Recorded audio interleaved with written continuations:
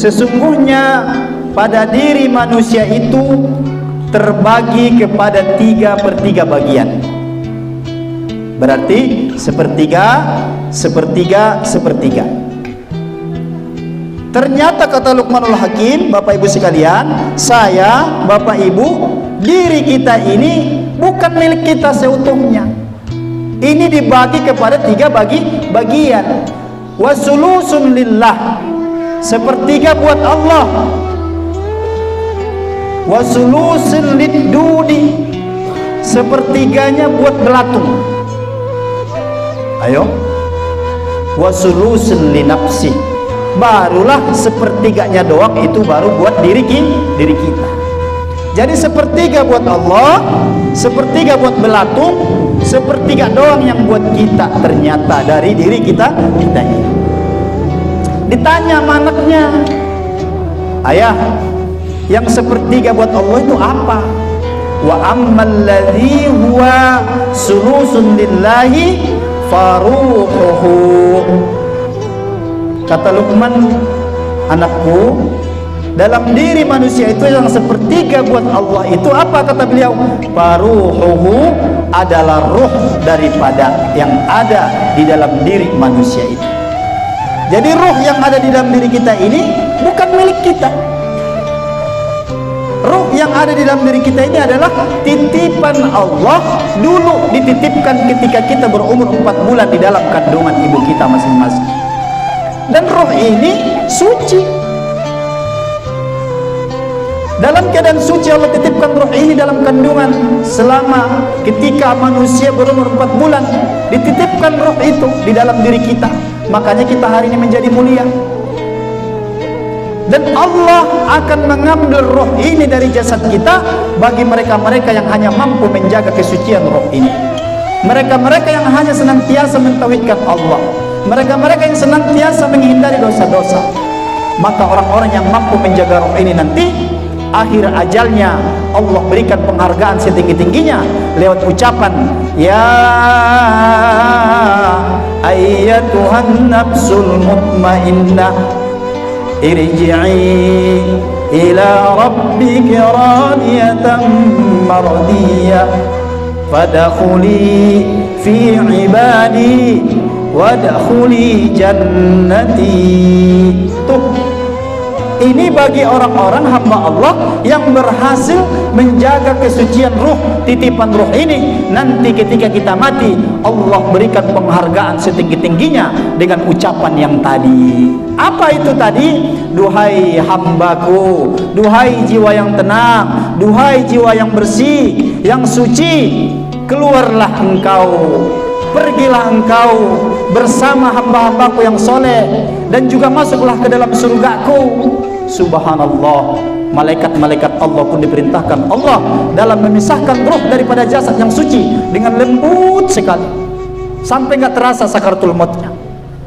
Dan ruh ini nanti berada di aliyyin, berbahagialah mereka.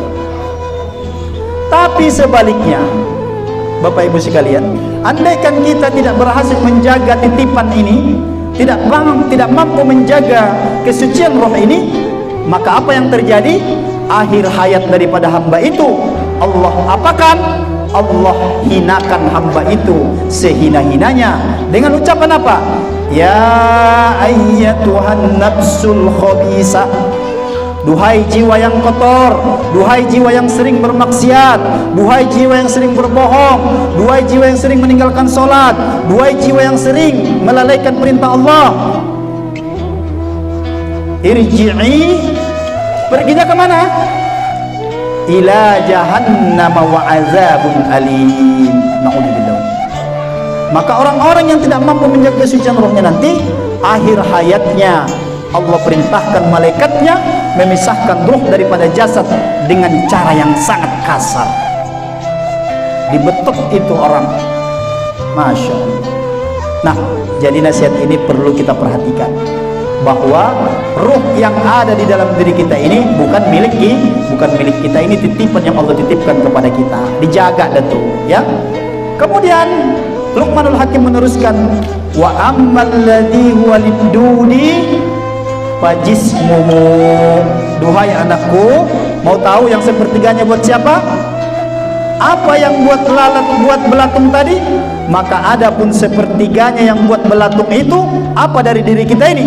Fajismuhu adalah jasad, jisim. Badan kita ini ternyata Bapak Ibu bukan milik kita, tapi milik siapa ini? Ternyata badan kita ini adalah milik belatung. Maka yang gemuk-gemuk ini hati-hati, lagi ditumbuh sama belatung di alam kubur. Yang kurus juga, yang kurus kita doakan itu panjang umurnya, sehat, tergemuk baru meninggal. Kata belatung dalam kubur, lah iya kalau kurus kan saya di dunia dapat tengkorak mulu, nyampe sini kurus juga ini katanya. Nah, jadi yang gemuk-gemuk ini kita tubuh yang putih, yang bersih, yang segar, ternyata bukan milik kita. Ini adalah bakal menjadi santapan belatung. Ironisnya, ini yang disampaikan tadi Abi tadi. Berapa banyak umatnya Rasulullah hari ini terhadap jasad ini, dia banyak mengeluarkan biaya untuk merawat dan memenuhi kebutuhan jasad ini. Betul? Apa buktinya?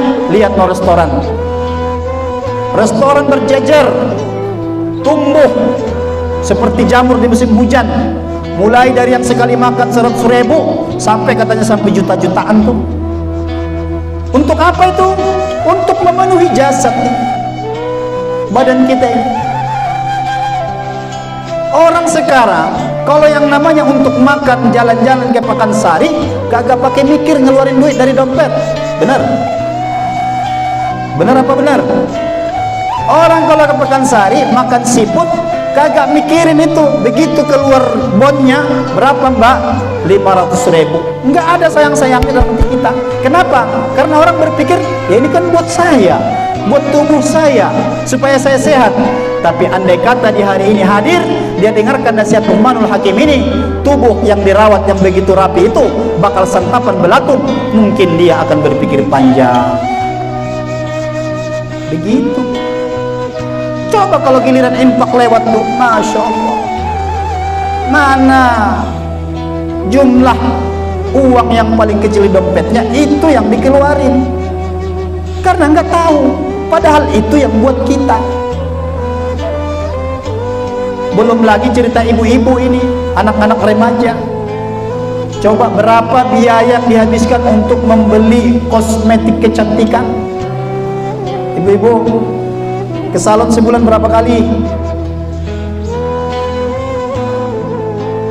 Bukan ibu-ibu sini, maksudnya sono. Kalau sini mah insya Allah dah kosmetiknya mah cuman air wudhu. Yakin, percaya, karena kelihatan dari mukanya bercahaya gitu.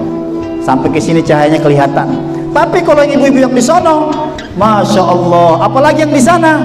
Coba lihat di TV bu, artis itu, ini mah bukan hoak ya, itu ada yang budget perawatan tubuhnya itu, jatahnya itu disengaja itu dipersiapkan sebulan, ada yang 20 juta, 30 juta, bahkan ada yang 100 juta untuk perawatan tubuh. Kenapa? Dia nggak mau kulitnya keriput, dia nggak mau kulitnya hitam, dia nggak mau kelihatan tua.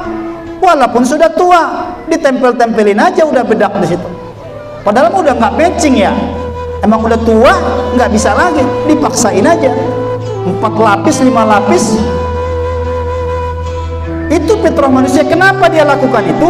Karena dia pikir kalau tubuhnya bagus bersih, ini milikku. Tapi kalau dia tahu dan dengar nasihat Luqman Hakim ini, bahwa nanti tubuh ini menjadi milik belatung, mungkin dia nggak mengeluarkan uang ratusan juta untuk merawat tubuhnya. Bahkan kalau kita lihat, saya pernah baca artikel artis Hollywood. Tahu artis Hollywood?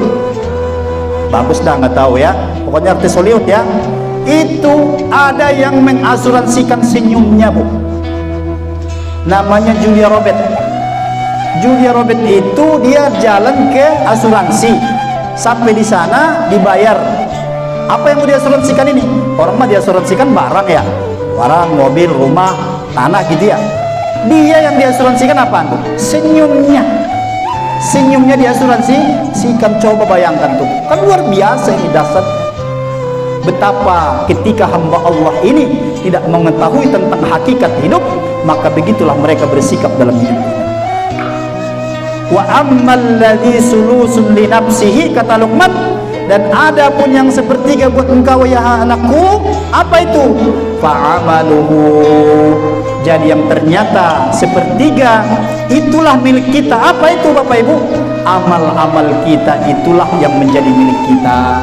Salat berjamaah 5 waktu di masjidlah milik kita. Salat qobliyah ba'diyahlah milik kita. Salat tahajudlah yang milik kita. Salat duhalah yang milik kita. Salat puasa Senin Kamislah yang menjadi milik kita. Mendidik anak dengan baiklah yang menjadi milik kita. Berbakti kepada kedua orang tualah menjadi milik kita.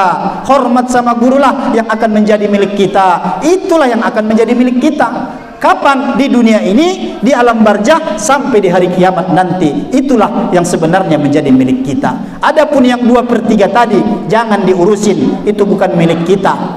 Tapi yang perlu kita fokuskan adalah amal-amal kita lah yang menjadi milik kita.